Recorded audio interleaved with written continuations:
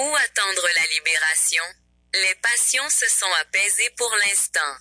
Loin derrière, se cachent tous les événements bouleversants de cette époque, qui cherchaient à toucher une corde sensible et à se projeter, par inadvertance, dans une autre réalité, faite d'événements imprévus.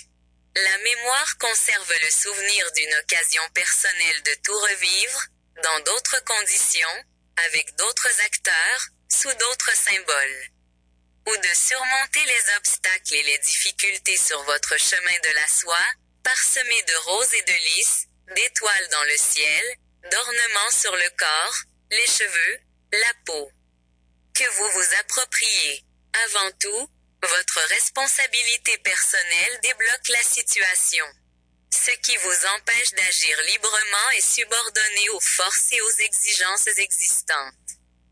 Seul votre désir est le moteur de ce chemin coloré d'action, d'épreuves, de réussite et de dépassement.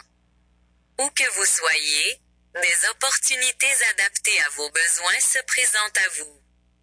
Le doute cède la place au calme, vous êtes enveloppé par un esprit de sérénité, là où les échecs, les obstacles et le surmenage ont marqué les événements et les victoires.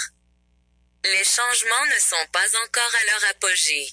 Ce que l'on souhaitait accomplir, apprendre, transmettre une expérience, ne se réalise pas comme prévu, car le plan initial s'est figé dans une routine confortable. Comme si le temps s'était écoulé sans que le hasard ne s'en soit mêlé. L'échec d'une intention, le traitement de documents, la rédaction d'un recours, de mémoire, d'œuvres créatives, tout cela reste gravé dans les mémoires. La poursuite d'une activité sentimentale, d'un procès, d'un projet littéraire inachevé n'a pas atteint son but principal, les conséquences évoquent un fiasco, une fin abrupte. Et la malveillance d'autrui semble désormais s'être estompée. Les erreurs sont identifiées, notées, considérées comme des faiblesses, mais elles n'entravent pas le processus de libération. Car elles sont insignifiantes face à l'immensité du temps, un temps de changement qui refuse l'attente et la passivité. La fin d'une histoire fait naître sur les lèvres des vagues de plaisir, stimulant intensément l'esprit. Les lèvres elles-mêmes deviennent la clé de la compréhension de la croissance créative, une figure invincible d'espoir, de foi et d'amour. Le doux goût du plaisir ne veut pas s'effacer dans l'histoire du passé, où les possibilités infinies côtoyaient des limites personnelles qui empêchaient d'agir pleinement.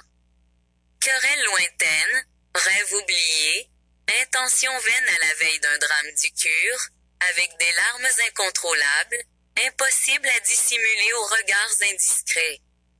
Dans un monde figé, sans ennemis malveillants, les opportunités se présentent, palpitent à proximité, et les espoirs figés renaissent dans d'agréables moments d'échange.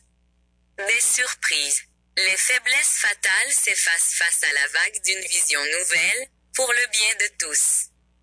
Il est précieux d'apprendre à connaître le monde au bout du tunnel et de se laisser porter par une vague de positivité, où la compétition perd toute emprise.